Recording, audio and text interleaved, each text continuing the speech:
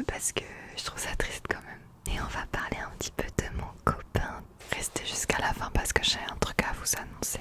Avant j'étais vraiment perdue. Mais je vous jure, l'insécurité en France, on la normalise trop, mais c'est pas normal. J'ai plus aucune raison d'être anxieuse en fait, vu qu'il n'y a plus tout ça. Est-ce que je compte vivre en Chine? Mais c'est fou, c'est fou. Hey, coucou les amis. Hello, hello, hello. Hello, hello, hello, hello. Bienvenue dans une petite vidéo blabla.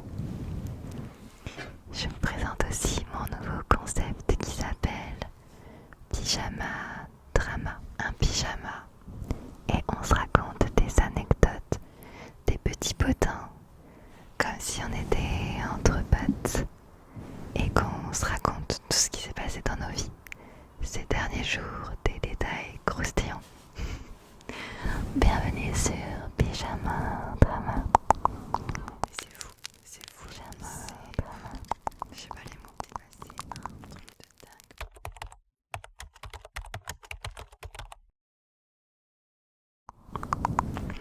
J'ai pris quelques petits trucs à grignoter. Pyjama party, c'est forcément des chocolats, une boisson, des petits trucs à goûter. Je vais parler de pas mal de choses que vous attendez notamment, et je vais surtout me livrer à vous et vous parler à cœur ouvert aujourd'hui. Parce que c'est vrai que ça fait longtemps que je me suis pas confiée ici avec vous et je pense que ce serait cool qu'on discute un peu. Donc prends-toi une petite tisane, un chocolat chaud et rejoins-moi dans cette petite pyjama party. Pour commencer, oui, je suis en Chine. D'ailleurs, ce sont rien à voir, mais c'est des raisins chinois. Je sais pas si tu te rends compte de la taille. C'est des raisins d'Asie. Ils sont énormes et ils sont super sucrés. J'en raffole ici, j'en achète tout le temps. J'ai aussi pris une boisson inconnue. Je n'ai aucune idée de ce que c'est. On verra si on aime. C'est une boisson chinoise. Chine.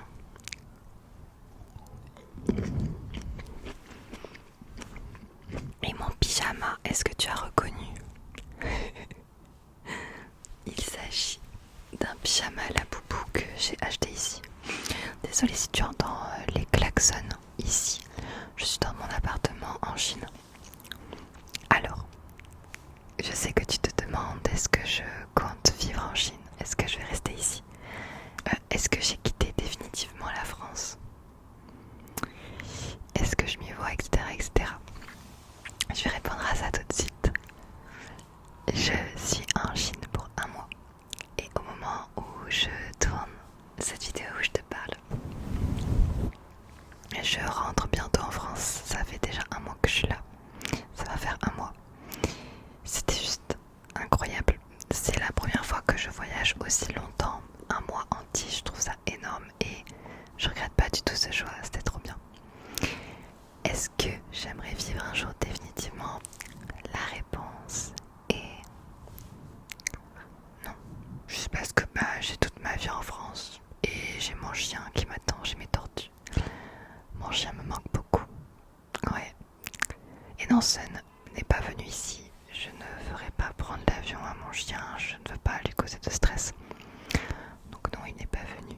Il est gardé gentiment à la maison par des amis. Il s'est passé un truc de dingue pendant que j'étais en Chine. Vous savez, je publie des contenus sur mon voyage, etc. J'ai percé sur 2 TikTok. J'ai 2 TikTok et 2 réels qui ont atteint les millions de vues. Qui a beaucoup fait parler. Ouais, il y a eu beaucoup de discussions à propos de moi et ce qui s'est passé en Chine. Le premier TikTok qui a percé, c'était au début de ce mois-ci, où je présentais mon appartement. Parce que ce qui est ouf, ce qui fait beaucoup polémique aussi, mais c'est vrai, les loyers ici ne coûtent pas cher du tout. Ici, la totalité de cet appartement qui est quand même super grand. Je t'invite à regarder mon room tour. Je l'ai pas déjà fait sur cette chaîne, je l'ai fait. C'est pas cher. En gros, moi j'en ai pour 300 € pour le mois. Ce qui est juste incroyable. La seule petite différence, c'est que j'ai un petit peu détourné certains trucs sur ce TikTok. C'est-à-dire en fait je voulais trop refaire la trend. Hey salut, combien tu payes ton loyer à Paris? Et après la fille elle répond, ah ben je te fais visiter. Je pense que vous l'avez déjà vu passer cette trend là sur TikTok. Moi je voulais faire pareil en Chine. Donc en gros Tom m'aborde dans la rue. Oui c'est bien Tom qui parle dans le TikTok. Je te fais visiter. Ça a choqué tout le monde. Mais effectivement, donc je ne vis pas en Chine, donc je paye pas le loyer. J'ai payé un Airbnb pour un mois à ce prix-là. Voilà la seule petite différence. Mais du coup, pendant tout le mois, j'ai reçu des messages, les gars. Plein de gens qui me demandent de les aider à venir vivre en Chine. Des personnes notamment dans le besoin, qui... Je comprends que les loyers sont tellement démesurés en France. Le niveau moyen de vie est aussi beaucoup plus élevé, donc c'est normal aussi. Que quand ils ont su ça, le nombre de personnes du monde entier qui m'a demandé ouais, est-ce que tu peux me donner, est-ce que tu peux m'aider, est-ce que je peux... J'ai même eu... Attends, je mange avant. Petit chocolat. Chocolat noir avec perles de tapioca à l'intérieur. On m'a demandé, est-ce que tu peux m'héberger? Est-ce que je peux venir dormir en coloc chez toi dans ton appart? En fait, je pense que c'est tellement dur d'accès en Chine. Parce qu'effectivement, pour vivre en Chine et avoir la naturalisation pour vivre à l'année, ça doit être très compliqué parce que la priorité est toujours aux Chinois, tout le temps. Et ça, moi, de toute façon, c'est pas mon cas, je ne vis pas ici. Et ensuite, j'ai un deuxième TikTok. Mon dos a été torturé. J'aime bien le dire ça comme ça. Les gars, j'ai testé un massage chinois en Chine en pensant que j'allais me détendre parce que c'est la 3e fois que je viens en Chine. 3e fois que je viens et on n'avait encore jamais testé de massage. Bon, fallait qu'on teste, on avait envie de se détendre, tu vois. Mon dos était mis en compote, j'ai jamais eu autant mal pour un massage. Elle m'a déchiqueté le dos. En fait, j'ai fait du gua sha pour le dos et racler avec un vase. Le dos, j'avais l'impression qu'elle allait racler jusqu'au sang. Je te mets des images de mon dos. Et là, on est à J3. Je vais te montrer, tu vas me dire, j'ai même pas regardé aujourd'hui, tu vas me dire si c'est mieux ou pas. Ça m'a fait comme des bleus, je pouvais pas dormir sur le dos. Et pareil, ça a fait beaucoup parler, notamment des gens qui m'ont dit mais pourquoi tu leur as pas demandé de stopper pendant que t'avais mal, genre pourquoi tu t'es pas arrêté. Déjà de 1, je pensais pas que ça faisait ces traces là dans mon dos, et de 2, j'ai confiance, j'ai vraiment une immense confiance aux Chinois. Je sais qu'ils ne te feront jamais de mal intentionnellement et ils ne t'agresseront pas. D'ailleurs, le taux d'agressivité ici, mais c'est tellement bas. Je te mettrai des chiffres par là. Le taux de criminalité en France vs la Chine. Ici, le taux de viol est ridicule, il n'y en a pas. Sachant que la Chine, c'est immense, les amis. Il y a je sais pas combien de fois la France en Chine. Rien que la ville où je suis représente 136 fois Paris. La France c'est Rikiki à côté et on bat les records en agression et en harcèlement. T'as tellement de la sécurité partout, des caméras, des agents de police, qu'en fait du coup ça en devient de la liberté parce qu'en tant que femme je peux faire ce que je veux. Je peux aller en mini-jupe dehors sans souci. Et ça c'est le respect de la femme ici est incroyable. Mais du coup j'ai pas osé leur dire stop parce que par respect ça se fait pas déjà. Dans la culture chinoise, par respect, tu te dis pas à quelqu'un comme ça que ça te fait mal alors qu'il est en train d'appliquer de la médecine chinoise sur toi. Et que je me suis dit que c'était forcément pour mon bien. Voilà, juste, on n'a pas la même définition de massage. C'est de la médecine, c'est pas de la détente comme en France. Donc, voilà. Est-ce que tu veux que j'essaie de te montrer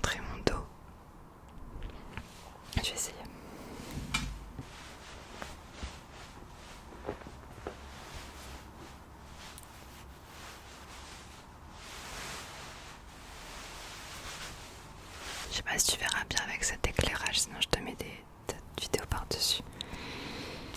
C'est une sacrée expérience et je connaissais pas du tout ce type de massage là. C'est du gua sha chinois.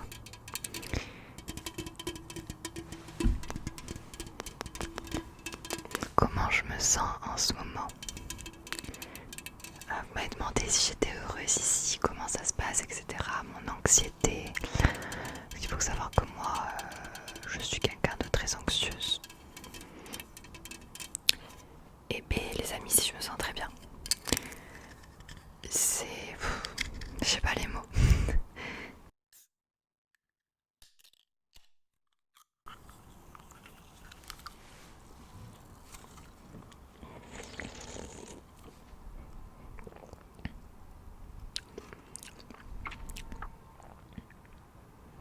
Ah non, je crois que c'est de la bière.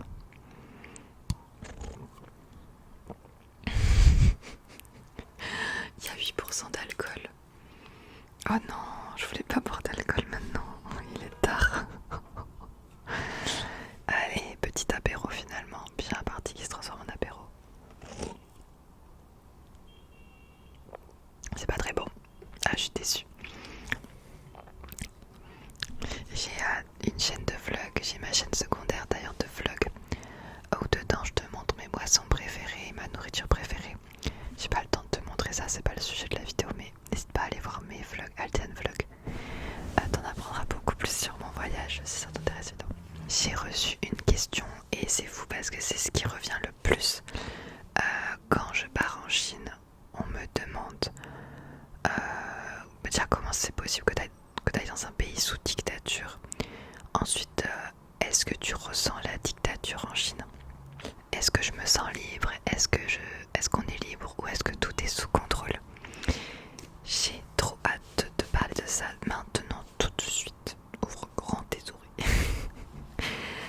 Parce que c'est fou ce qu'on peut entendre sur la Chine, mais c'est normal parce qu'on n'informe pas. C'est pas un pays qui est à tendance en ce moment. C'est pas un pays touristique, même si je pense que dans quelques années tout le monde ira en Chine. Alors oui, c'est une dictature, mais je ne le ressens pas du tout. Mais quand je vous dis pas du tout, c'est que les Chinois ont le sourire. J'ai jamais vu autant de Chinois sourire, d'habitants sourire dans une ville. J'ai vu aucune personne aigrie, aucune personne qui râle, qui est aigrie. Même dans une file d'attente, les Chinois sont patients, respectueux, bienveillants, ils savent vivre en communauté. Oui, effectivement, il y a beaucoup de caméras partout. Même dans les parcs. Le seul endroit où il n'y en a pas, bah, du coup, c'est chez toi. Dans ton appartement, il n'y a pas de caméra. Et dans la salle de sport qu'on a en bas de l'immeuble, on a une salle de sport dans la résidence, il n'y a pas de caméra, j'en ai pas vu. Dans les toilettes non plus. Mais après, dans les lieux publics, les magasins, les parcs, les routes, les chemins, les entrées de résidence, les couloirs des résidences, t'en as. Il y a quelqu'un qui m'a posé la question, est-ce que je suis libre, est-ce que je suis sous contrôle? C'est quoi que tu appelles libre? Moi, ma liberté, ce serait de pouvoir me déplacer et m'habiller comme je veux en France sans être importuné, sans avoir de risque pour ma santé, pour ma personne. Et pour cela, j'aimerais qu'il y ait une meilleure sécurité en France. Si je sais que on peut pas m'agresser, je ne peux pas me faire suivre dans la rue parce que direct, il y a un agent de sécurité qui va venir le stopper, où il y a des caméras qui vont réagir instantanément à un danger et qui vont avertir la police pour toi. Mais là, pour moi, ce serait une liberté parce que je sais que je suis en sécurité. Pour moi, la liberté, c'est la sécurité. Je sais qu'on ne pense pas forcément tous pareil, mais en Chine, du coup, c'est exactement ça. Et c'est pour ça que j'adore la Chine, les amis. Tu n'as pas le risque de te faire agresser dans la rue, c'est juste impossible. Tu as rien, il se passe rien parce que en fait, tu as des agents à chaque coin de rue. Les Chinois ont une éducation qui est très très basée sur le respect, notamment leur religion avec le bouddhisme, la paix intérieure. Et du coup, ils sont très très respectueux. Donc en fait, je sais pas si je peux te le montrer. On était à un événement avec des millions de personnes autour de la finale de League of Legends qui se passait en plein centre de Chengdu sur une place principale. Les agents de sécurité, tellement il y avait rien à faire, ils se faisaient chier. Tellement chier qu'ils étaient assis sur leur téléphone. Il y avait un nombre d'agents de sécurité incalculable. Et souvent c'est ça qui se passe. Et moi j'ai même pitié un peu pour eux parce que il y en a qui sont par exemple, on les envoie pour surveiller une rue. Mais des fois toute la journée c'est des rues qui sont vides. Parce que c'est tellement immense la Chine que t'as plein d'endroits qui sont déserts. T'as des bâtiments, il n'y a personne dedans tellement c'est immense. Et il va y avoir un agent dedans qui va faire sa ronde tel un PNJ. Et je sais pas comment il fait pour tenir, ne pas se faire chier. Moi je pourrais pas être debout pour rien toute la journée quand il se passe rien. Et eux ils sont là. J'aurais tellement de trucs à dire, je te jure. Je fais trop de bruit quand je bois, moi c'est un délire. Donc voilà. Après évidemment si pour toi la liberté c'est de fumer des bédos comme tu le veux, de pouvoir visiter des urbex, faire des explorations, tout ce qui touche un peu au côté illégal, ça ce sera impossible, c'est impossible. Tu mets un pied dans un urbex ou dans une propriété privée ici, t'as les flics qui débarquent. Enfin en gros voilà, c'est juste tu dois respecter la loi. Et franchement les gars, les lois elles sont pas aussi sévères qu'en France. Parce que par exemple le port du casque sur un scooter n'est pas obligatoire. Tu peux être autant que tu veux sur un scooter, voilà, tu peux... des fois ils prennent des bambous, je sais pas comment ils les font tenir. À l'arrière de leur fourgon, t'as des bambous et tout. Enfin, des fois, je sais pas comment ils font pour transporter sans que ça tombe. Enfin, c'est dingue. Les scooters, ils peuvent rouler sur le trottoir, sur le passage piéton ou sur la route comme une voiture. Pareil pour les vélos. Il y a zéro loi, en tout cas au niveau de la route, vraiment, c'est... tu passes pas au feu rouge, par contre, ça c'est comme au Japon et en Corée. T'as le même respect un peu similaire que le Japon. Mais ici, je trouve que c'est beaucoup plus démultiplié.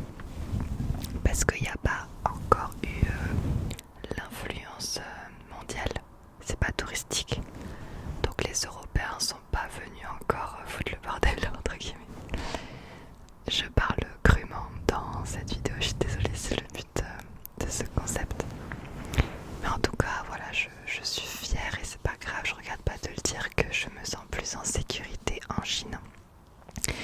Et dans les pays asiatiques de façon globale, mais le plus en Chine qu'en France. Je ne ressens pas d'anxiété. Voilà, pour reparler de l'anxiété, ici je me sens bien. Parce que du coup, je sais pas si tu sais, mais moi mon anxiété elle est sociale. On parle d'anxiété sociale, donc c'est ce que j'ai. Parce qu'en fait je subis de ouf la pression des autres, le regard des autres, et je gère très très mal ça. Je suis plutôt introvertie, je suis pas fait pour le monde social dans la vraie vie au quotidien. Et en Chine, ben, j'ai plus aucune raison d'être anxieuse en fait, vu qu'il n'y a plus tout ça. Le regard des gens, c'est des sourires. Ok, je suis étrangère et ils ont pas du tout l'habitude de voir des touristes. Hein. Et en plus, je suis rousse, donc ça doit pas, c'est sûr. Hein. Mais même entre eux, ils sont comme ça. C'est dans leur éducation. Et du coup, ici, tout le monde s'habille avec des mini-jupes. Les filles, elles sont des fois en cosplay ou en pyjama dehors. Bref, c'est... je sais pas, en fait... je me sens bien ici, c'est sûr. Et c'est vrai que j'ai un petit peu la boule au ventre, je vais pas te mentir, de revenir en France. Mais je vais essayer d'en tirer des leçons et voilà, de me dire que il faudrait que j'apprenne en France à me foutre encore plus du regard des gens, à vivre pour moi et à essayer de garder cette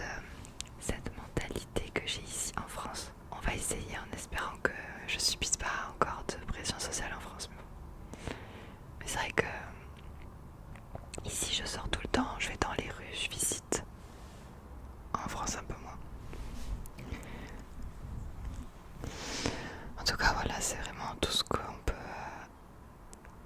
tout ce qu'on rêverait de vivre dans un autre pays, la Chine là. Et je vous mens pas, quand je dis ça, j'ai jamais vu autant de bienveillance de ma vie qu'ici. Enfin, j'ai vécu des trucs, mais par exemple, anecdote, une fois j'ai essayé de commander l'équivalent de Uber Eats ici. J'ai galéré, enfin j'ai commandé, sauf que ma commande elle est jamais arrivée en main propre. Enfin genre je trouvais pas le livreur en bas de l'immeuble. Du coup toujours avoir le réflexe c'est de demander à un agent. J'ai trouvé un agent et je lui ai dit, je lui ai montré mon application. Je parle pas un mot de chinois les amis, hein. N'oubliez pas ça, mais on se débrouille, aucun souci. Et il comprend du coup que j'attends ma livraison. Et le truc en Chine, et ça fera partie de mes points négatifs sur la Chine, c'est que tout est prioritaire pour les Chinois. Vraiment, c'est dictature dans le sens où c'est très fermé. Ils veulent garder leur tradition chinoise. Tout est fait pour les Chinois. Et du coup, il y a beaucoup d'applications où tu as besoin d'un numéro chinois pour accéder. Et là, en fait, le livreur avait mis mon plat dans un casier pour déverrouiller ce casier. Je te la fais courte, il fallait un numéro. Et ben pendant 1 heure, le mec m'a aidé. L'agent, le policier clairement. Il a donné toute son âme pour m'aider. Il a pris mon téléphone, il faisait des manips sur mon tel et tout. Il prend le numéro du livreur que je peux pas appeler, donc il a pris son téléphone pour appeler le livreur. De là, t'as des habitants qui sont passés pour récupérer d'autres commandes. Donc il s'intéresse, il demande, j'imagine qu'il se disait ouais, qu'est-ce qui se passe avec le flic. En mode est-ce qu'on peut aider. Il y avait autour de moi 5 personnes qui m'aidaient pour essayer de récupérer ma commande qui était coincée dans le truc. Puis on a fini par réussir. Mais c'est tout le temps comme ça. Genre une fois on était un peu perdu dans les rues et on cherchait un restaurant et en fait on s'est retrouvé dans, ça s'appelle ça des districts, dans des districts d'habitation. Il y a des zones des fois où il n'y a plus de resto, c'est que des habitations. Du coup on prend la première personne qui passe, elle marchait assez vite donc on s'est dit mince on va la déranger. La fille elle s'arrête net. On lui explique voilà est-ce que vous pouvez nous aider à trouver un restaurant. Elle a pas juste dit vas-y au fond de la rue à droite. Elle nous a dit vous êtes où, d'accord vous êtes français blabla. Écoutez je vais vous recommander le meilleur restaurant assez proche de là où vous êtes et tout et tout. Et du coup elle nous montre sur son téléphone nanana, donc ça c'est de la bonne nourriture, en plus c'est pas trop épicé pour vous et tout, enfin trop mignonne. Elle est restée 1/4 d'heure avec nous, c'est pas pour vous. Genre impensable à Paris par exemple, les gens sont toujours pressés. Et du coup elle nous a même dit si vous voulez je vous commande un taxi pour que vous y alliez.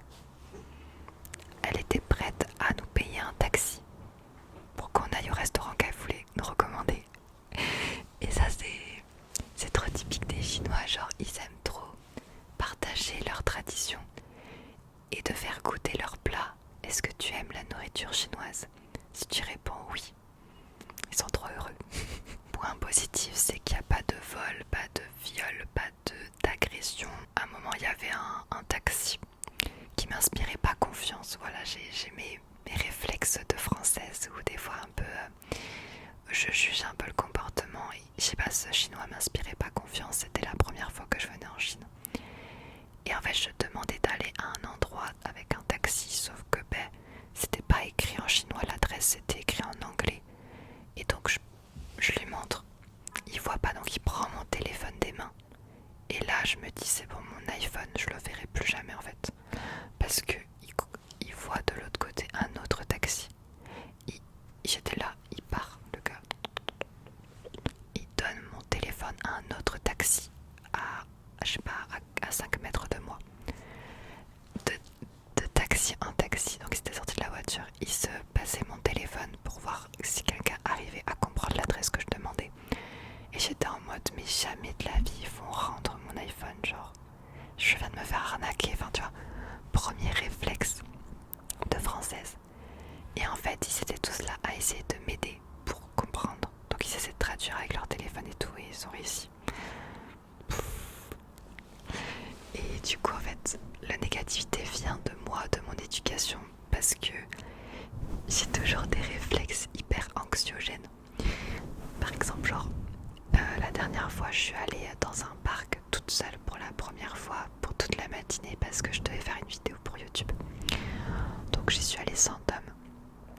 ça m'arrive du coup très souvent de me déplacer seule. Mais là il fallait vraiment que je prenne tout mon matériel, ma grosse caméra, tout, que j'aille me mettre dans un parc en plein milieu de la foule, que je pose ma caméra et que je filme et que je me débrouille toute seule pour le taxi, etc. etc. Et du coup j'ai stressé de ouf avant d'y aller parce que c'est ce que je ferais si j'étais en France.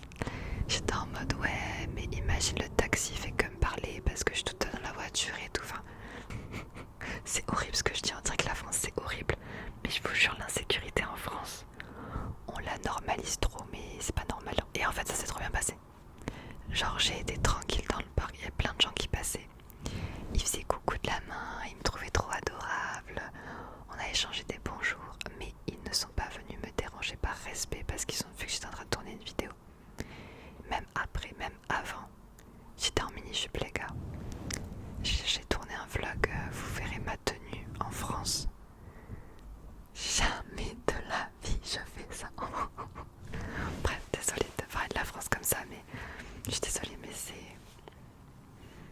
ça m'émeut un peu parce que je trouve ça triste quand même.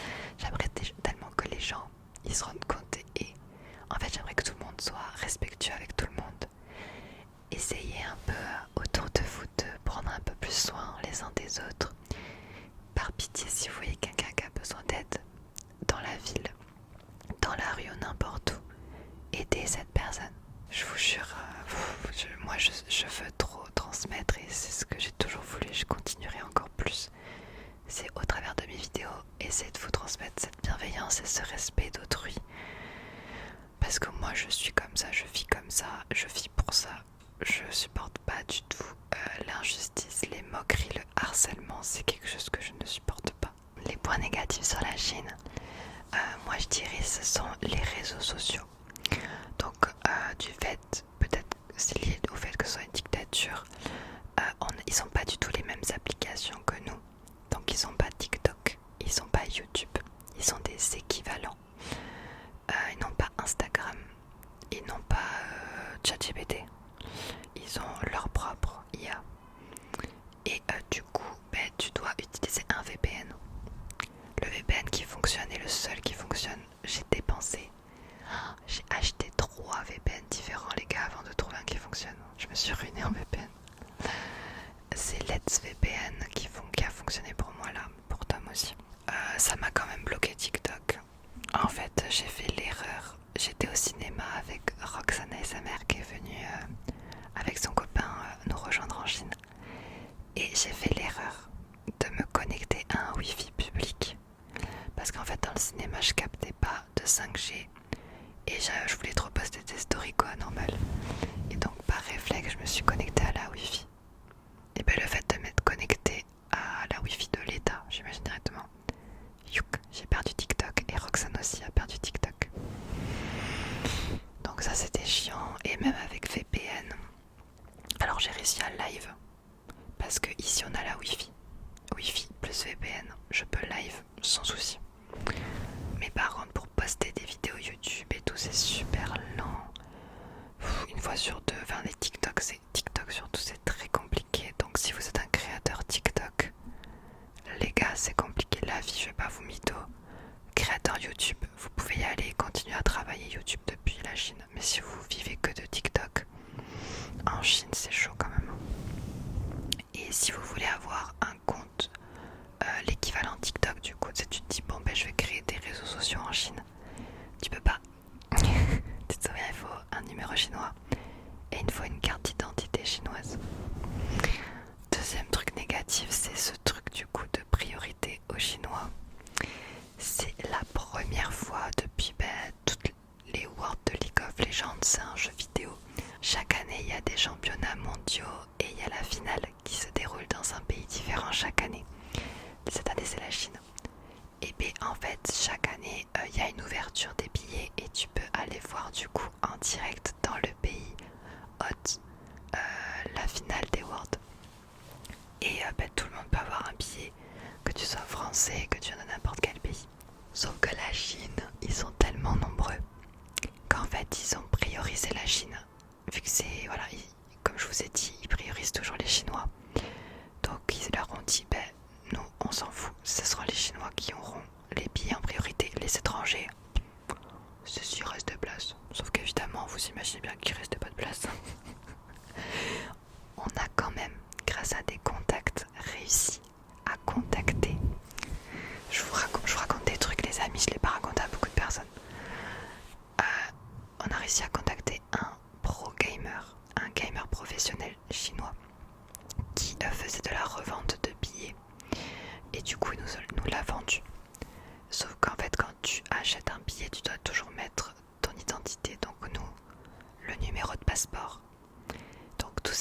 passé et la veille, nos billets ont été annulés parce qu'on n'est pas chinois.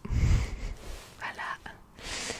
Donc on est passé à ça de voir la finale sur le grand stadium qui est passé en direct et tout. Mais du coup on est allé au cinéma à côté. Mais c'était très très bien aussi, je suis très très contente, on a passé un très bon moment. Roxane et Andreas sont d'une bienveillance et d'une gentillesse, je les adore. Ils matchent complètement avec la vibe de la Chine, enfin ils ont complètement compris pourquoi on adore la Chine. Et ils ont été conquis aussi, ils y retournent l'année prochaine. C'est trop bien.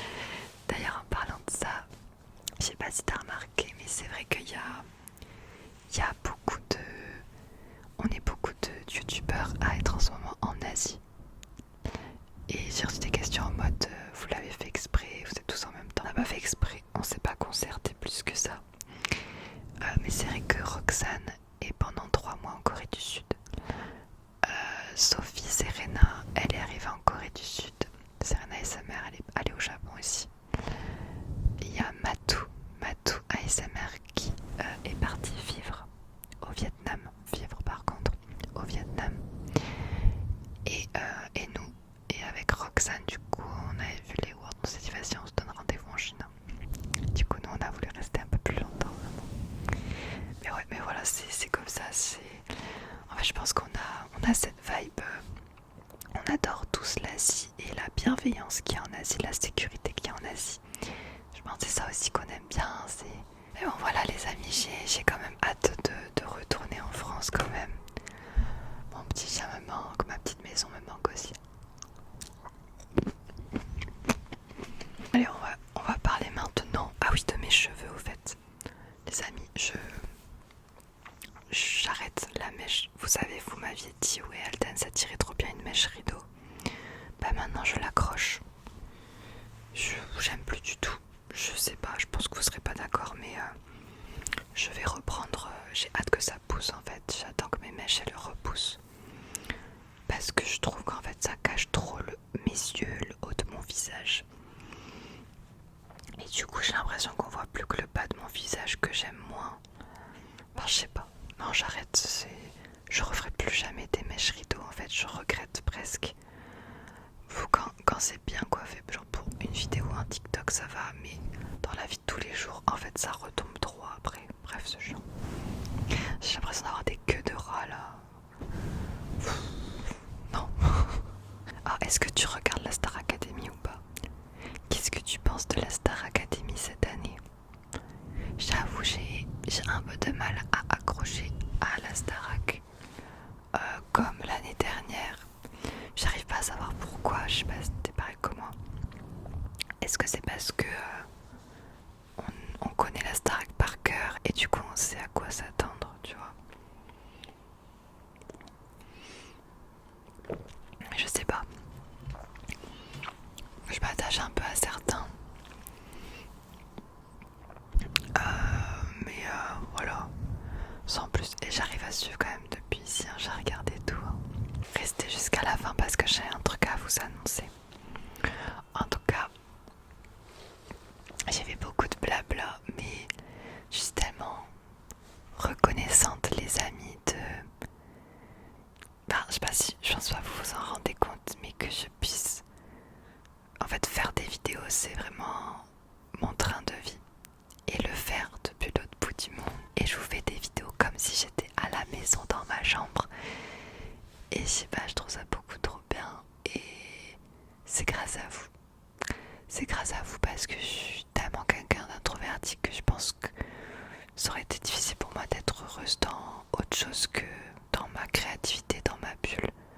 Je suis quelqu'un assez rêveuse, un peu beaucoup dans ma bulle des fois, pas assez sociable, mais du coup genre faire des vidéos, créer des souvenirs avec vous.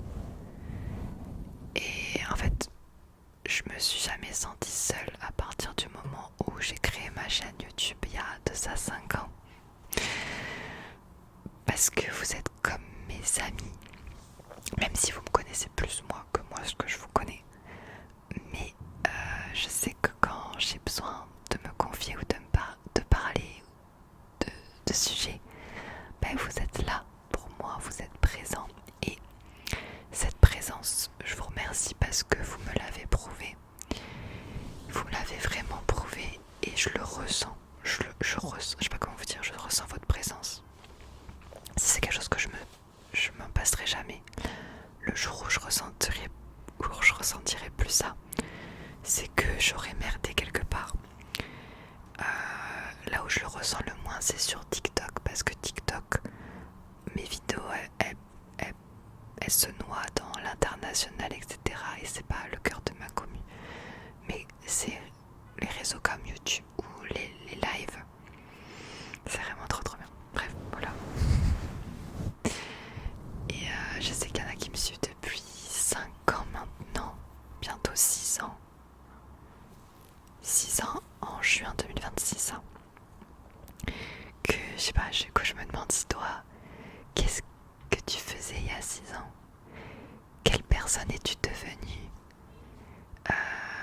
Est-ce que toi aussi est-ce que tu as pu prendre un peu confiance en toi? Est-ce que tu connais un peu plus ta voix ou ce que tu aimes dans la vie? Est-ce que tu le sais un peu plus qu'avant? Avant, j'étais vraiment perdue. Je savais pas trop qui j'étais, qu'est-ce que je voulais faire de ma vie. Et je te souhaite de trouver en tout cas ta voix aussi. Et surtout qui te correspond et qui te ressemble. Voilà, sois toi-même. Pour finir, je vais répondre à quelques préjugés sur moi en mode potin. Les potins sur moi que j'ai entendus. Notamment, il y a Émilie. Donc il y a une abonnée, je sais pas si c'est une abonnée qui s'appelle Émilie, qui m'a demandé, qui m'a dit: tu sembles être douce, mais aussi une personne qui se raccroche beaucoup trop à la vie des gens, comme si tu avais tout le temps besoin qu'ils te valident pour être sereine dans ta vie. Ouais, tu as total raison. Et j'ai trop perdu mon temps dans ma vie par rapport au fait que je voulais être validée par les gens. Pour moi-même, m'auto-valider. C'est-à-dire qu'il fallait que les gens disent: ah, ce que tu fais c'est bien, pour que je me dise: ah ouais, ce que je fais c'est bien. Ou alors qu'ils me disent: ah là t'es belle, ton outfit est beau. Ok, je valide ça, je retiens cet outfit pour le refaire plus tard. Et les outfits que je mets moi-même, et si on me dit pas: ah ouais t'es très belle comme ça, ben pour moi ça veut dire que c'est moche et je le remettrai plus jamais. Enfin c'est très tranché, je sais. Mais ça va beaucoup mieux et j'y travaille.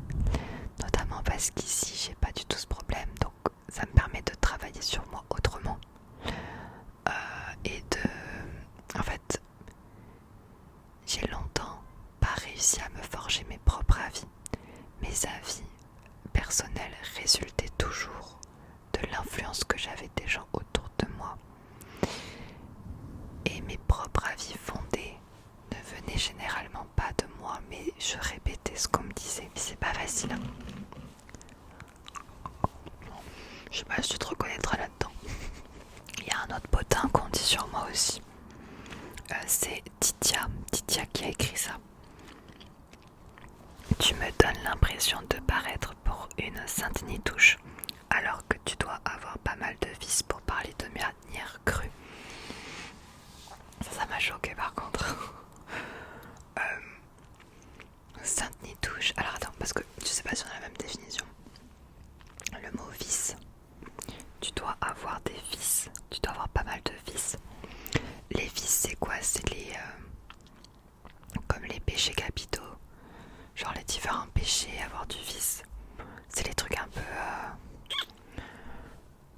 Les saintes nitouches, c'est quoi? C'est une fille qui est prude, innocente et tout, c'est ça? Alors, effectivement, je sais que je suis très ouverte d'esprit. Que ce soit sur les sujets sexe, alcool, drogue. Tu peux en discuter avec moi. J'en parlerai sans tabou, il n'y a aucun problème sur ça. Et je sais que justement les gens, peut-être de mon apparence, doivent se dire: ah non, je vais peut-être pas oser parler de ça à Aldan, ça risque de la choquer. Bon, j'espère que maintenant que j'ai 28 ans quand même, que je me rapproche de la trentaine, que les gens pensent plus à moi, mais c'est peut-être possible que mon entourage des fois ose pas en pensant que je suis innocente. Alors je suis